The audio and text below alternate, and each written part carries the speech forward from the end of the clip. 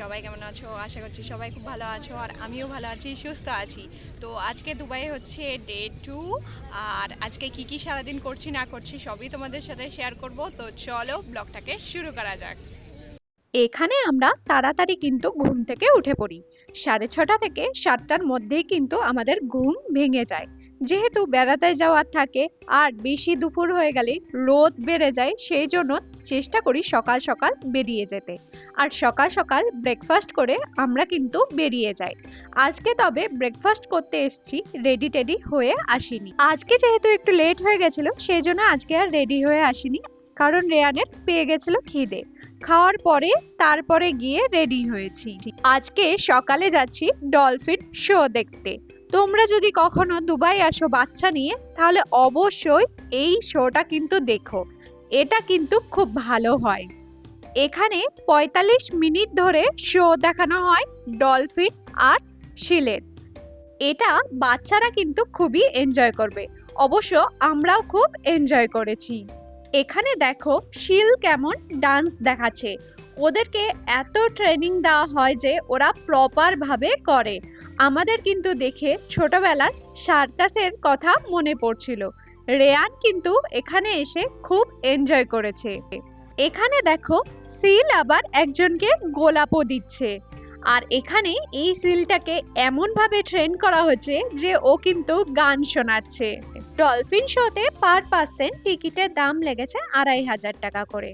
এরপরে বেরোনোর সময় একটা শপ দেখতে পেলাম, ভাবলাম কিছু কিনবো, কিন্তু কি বলবো তোমাদেরকে, এখানে এতটাই বেশি দাম যে কিছু কেনা যায়নি।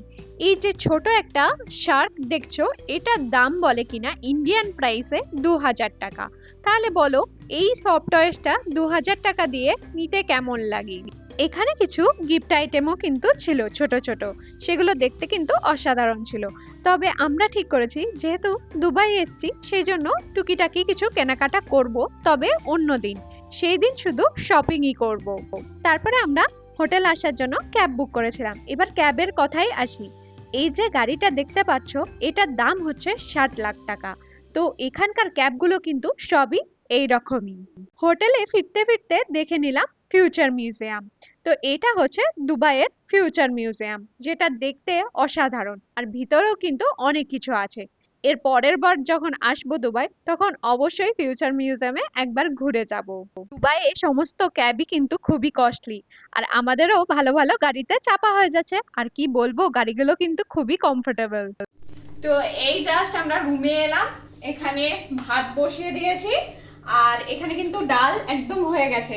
আজকে আমাদের জন্যও কিন্তু বানিয়ে নিয়েছি, অন্যদিন রেয়ানের জন্য বানাই। আর এখানে না আর বার্গার টার্গার খেতে ইচ্ছা হচ্ছে না, তো প্লেন ভাত ডাল আর ডিম সিদ্ধ, বাস আর কিছু না। এখন রেয়ানকে স্নান করাবো, স্নান করে নিজেরা ফ্রেশ হবো, রেস্ট করব। তো আবার তোমাদের সাথে দেখা হবে বিকাল বেলা। হে এভরিওয়ান, তো এখন হচ্ছে সন্ধ্যেবেলা, আমরা রেডি টেডি হয়ে গেছি। আমাদের যাওয়ার কথা ছিল বুজ আল আরবে, মানে যেটা 7 স্টার হোটেল। তো ওখানে আমরা টিকিট অ্যাপ্লাই করলাম, কিন্তু ওরা বারবার ক্যান্সেল করছে, যেহেতু খালি নেই। আর আজকে যেহেতু উইকেন্ড, সেই জন্য আমরা যাচ্ছি দুবাই মলে অ্যাকোরিয়াম দেখতে, আর বুজ আল আরবটা অন্যদিন যাব। তো একদম রেডি টেডি হয়ে গেছি, রেয়ানও এখানে রেডি টেডি হয়ে গেছে, আমার হাজব্যান্ডও রেডি টেডি হয়ে গেছে। তো চলো যাওয়া যাক, আর তোমাদেরকে ঘুরে দেখাই দুবাই মলের অ্যাকোরিয়াম আর ফাউন্টেন শো। তো বেশি বকবক না করে চলো যাওয়া যাক। এই দেখো রেয়ানকে কিন্তু রেডি করে দিয়েছি, আর মনটা একটু খারাপই ছিল যেহেতু বুজ আল আরবে যাওয়ার কথা ছিল। তো আমরা এখন চলে এসেছি দুবাই মলের অ্যাকোরিয়ামে, তো চলো ভিতরে যাওয়া যাক। তবে অ্যাকোরিয়ামে এসে মনটা কিন্তু আবার ভালো হয়ে গেল। তোমাদেরকে কি বলবো যে এত বড় অ্যাকোরিয়াম কিন্তু আগে কখনোই দেখিনি। তাহলে বুঝতে পারছো দুবাই মল কতটা বড় হতে পারে। এটা কিন্তু মলের ভিতরেই। অ্যাকোরিয়ামে কিন্তু প্রচুর ধরনের মাছ ছিল, তার সাথে ছিল শার্ক। এটা তো একটা শুধু ট্যানেল, এরপরে কিন্তু আসবে আসল জায়গা। আর রেয়ান কিন্তু এইসব দেখে খুবই খুশি হচ্ছিল। শুধু রেয়ান নয়, আমরাও কিন্তু খুব মজা করেছি রেয়ানের সাথে। এবারে চলে এসেছি কিন্তু অ্যাকোরিয়ামের আর একটা অংশে। এটা কিন্তু ওরা ফরেস্টের মতনই বানিয়েছে, যে ফরেস্টে জলে কেমন করে মাছ থাকে সেটাই ওরা বোঝাতে চেয়েছে। এখানে কিন্তু বিভিন্ন ধরনের মাছ ছিল, আর পরিবেশটা এত সুন্দর যে মনে হচ্ছিল জঙ্গলে কোথাও ঘুরতে চলে এসেছি। আর্টিফিশিয়াল বলে কিন্তু মনেই হচ্ছিল না, দেখে মনে হচ্ছিল সবই অরিজিনাল।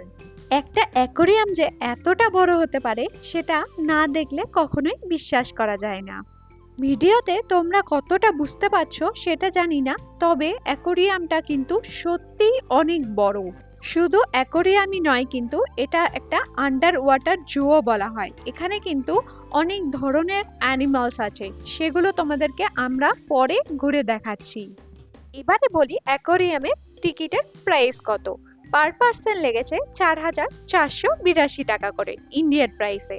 তারপরে কিন্তু আমরা ওখান থেকে চলে এসেছিলাম পেঙ্গুইন দেখতে। আমি কিন্তু ফার্স্ট টাইম পেঙ্গুইন দেখছি। আসলে পেঙ্গুইন সব জায়গায় দেখা যায় না, তবে দুবাই মলে কিন্তু অ্যাকোরিয়ামের সাথে পেঙ্গুইনও কিন্তু আছে, এটা কিন্তু অনেকেই জানে না। আর পেঙ্গুইনগুলো দেখে কিন্তু আমার খুব ভাল লাগছিল। আমার অনেক দিনের ইচ্ছা ছিল পেঙ্গুইন দেখার, আর রেয়ান তো খুবই এনজয় করছিল, সেটা তো বলারই নয়। আবার পেঙ্গুইনগুলোকে দেখো ওরা কেমন যে বুঝতে পারে যে মানুষ ওদের সাথে ফটো তুলবে, ফটো তোলার জন্য আবার সামনে এসে চুপচাপ দাঁড়িয়ে যায়। আমার তো এখান থেকে যেতেই ইচ্ছা হচ্ছিল না, মনে হচ্ছিল এখানেই থেকে যাই। এখানে আসার পরে কিন্তু সত্যি আলাদা একটা এক্সপিরিয়েন্স হলো। সব থেকে বড় কথা, পেঙ্গুইন কিন্তু সব জায়গায় দেখা যায় না, শুধু বরফের কয়েকটা দেশে ছাড়া। তবে দুবাই এলে কিন্তু তোমরা পেঙ্গুইনও দেখতে পারবে। তোমরা যদি কখনো দুবাই আসো তাহলে অবশ্যই কিন্তু এই অ্যাকোরিয়ামটা ভিজিট করো, তোমাদের সত্যি করে খুবই ভাল লাগবে। তারপরে কিন্তু আমরা এরকম করে একটু ঘোরাঘুরি করছিলাম, আর যেগুলো আন্ডার ওয়াটার জু আছে সেগুলো একটু দেখছিলাম। তারপরে আমরা চলে এসেছিলাম এরকম একটা শপে, যেটা অ্যাকোরিয়ামের সাথেই কিন্তু ছিল।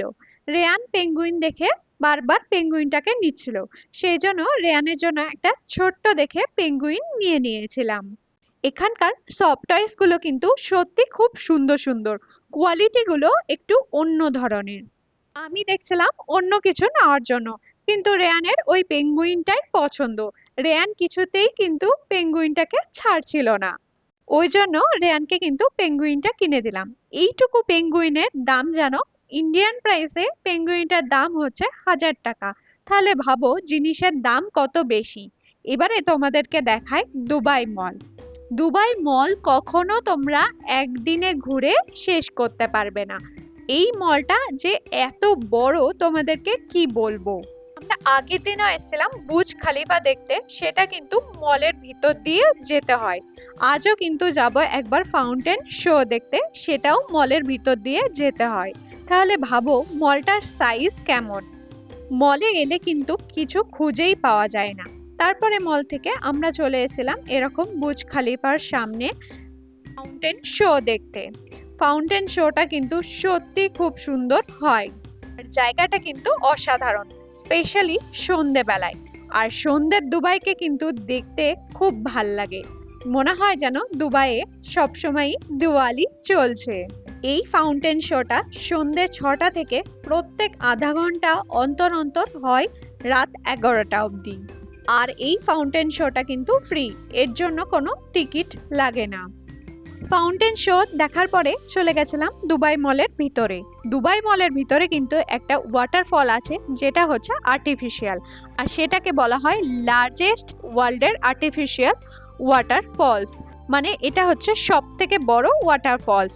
তার সামনে আমরা এসে কিছু ছবি টবি নিচ্ছিলাম। তারপরে রেয়ানের পেয়ে গেছিল খিদে, আর রেয়ানকে খাওয়াতে হবে বলে আর পরে কিন্তু ব্লগটাকে কন্টিনিউ করতে পারিনি, সেই জন্য ব্লগটাকে এখানেই এন্ড করছি। যদি ভালো লাগে একটি লাইক দিও আর শেয়ার করতে ভুলো না। Thanks for watching.